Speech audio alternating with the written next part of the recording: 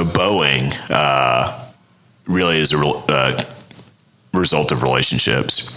When I was at the U.S. Attorney's Office, I worked with Sandy Coates. I worked with a guy named Jeb Boatman, and the backfill I filled is for a guy named Michael Clayton.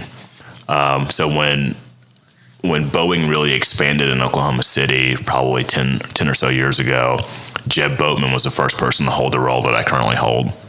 He promoted, elevated. Michael Clayton came in and filled the role. He promoted, elevated. Sandy Coates came in and filled the role. Sandy moved into a different division within the group. I came in and filled the role. So about a year or so ago, Sandy was looking to move into a different position at Boeing in the litigation and investigations department, because I don't do litigation anymore. That's really how I grew up, but it's not what I do now. And he said, hey, don't know if you're interested, but want to have a dialogue about this. I'm moving into this different position. They told me go find my replacement. What do you think? I said, man, I'm not interested. I was interested years ago. I chased Jeb and I chased Michael, and I said, hey, you guys need somebody to come over there? And they're like, we're good. All right, fine. But I said, I'll listen. I would never turn down the opportunity to listen. And so we talked, and then I went and met with some additional people within the Boeing legal department. When I tell you that this legal department is top notch, I mean, the pedigree of some of these lawyers is incredible. And hearkening back to that concept I said about stretching yourself, I just knew there was so much I could learn from these people with their vast experience. When I say like incredible, one of our VPs is a former national security advisor for Biden and Trump, right? My general counsel now is used to work in the office of the White House counsel, and worked for Loretta Lynch when she was the Attorney General. My former general counsel, the one who actually hired me, is a former general counsel for the Department of Defense and former deputy general counsel for the CIA, and also was a naval intelligence officer. Standard stuff, right? Really cool stuff. Yeah, right. And I mean, I talked about the law enforcement piece that interested me in the past, and the military piece. I mean, I was very interested in going into the military. Like, all of that really sort of came together. And so it was hard. It's hard leaving jobs. I really connect with people, and it's hard. But I saw the challenge and the opportunity to stretch myself and grow. And so I pursued it. And I came over, and I told you the role I'm currently filling, and it's been really interesting, and I do a lot of cool stuff. We do some really cool stuff for Boeing in Oklahoma City. So we're an engineering center of excellence. We support the AWACS aircraft, the E3, so the one that you see with the big hockey puck rotating radome on the top. We will soon be supporting the E7, which is the wedge tail. The Australians call it the wedge tail. It's the one that has sort of a surfboard on top. As the U.S. begins to age out their fleet over the next 5 or 6 years, we're planning on putting the E7 online. It will be housed at Tinker.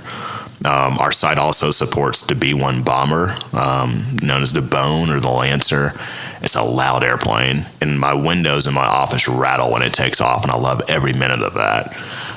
We support the B-2 bomber, the B-52. We're working on the new B-52 right now.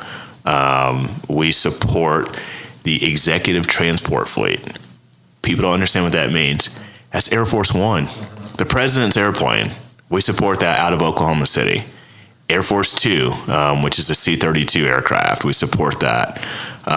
E-4B, the doomsday plane, the plane that will ensure continuity of defense operations in the event of a nuclear war. We support that out of Oklahoma City. E-6, the TACAMO, take charge and move out. It's a naval communications relay plane to communicate to the submarines that are carrying nuclear ballistic missiles thousands of miles underneath the sea. We support that out of Oklahoma City. We also support the international head of state portfolio, which is Air Force One for other countries. So a couple of weeks ago, I told you I traveled in September. I was in India. Had to go over and meet with some counterparts there on some issues that had come up legally. And while over there, I got to get on Prime Minister Modi's 777 head of state aircraft. That's not stuff I was doing sitting in my office looking at, contracts that people were mad about, or a sexual harassment claim that came in through HR. Not to say that any of those things are minor. It's just the opportunity to keep adding arrows to your quiver, and it's been freaking awesome. So yeah. Did you have time to enjoy India, or was it just on the plane, work, and that come back? Man, it was nonstop. I did have some time to enjoy it. People tell me I need to slow down. I really do need to slow down, but it was a whirlwind. I think I napped in 2-hour segments while I was in India. We would meet. We'd go to the air station. We'd meet. Then we'd go to the markets and try to enjoy some of the culture. And then I would work a normal U.S. day. So they're 10.5 hours ahead. So I'd wake up in time to take calls at midnight there, which are 8:30 a.m. here or 9:30 a.m. here. It was good, but it was a whirlwind. So yeah. Yeah, that's the good part too, about your job, right? Is that you're able to travel, and I know you go to DC every now and then, and you're around all these cool aircrafts, and like I said, the windows are shaking when these things are taking off. Like the child in you is just grinning from ear to ear when you see a giant plane take off, right? You're absolutely right. I just gave a presentation at Law Conference a couple weeks ago, and talked about my 8-year-old Lincoln. He's my golfer. I've talked to you about him before. And told the story about how we're watching Top Gun Maverick, and there's actually a P-3 Orion surveillance plane that's being used during the final mission.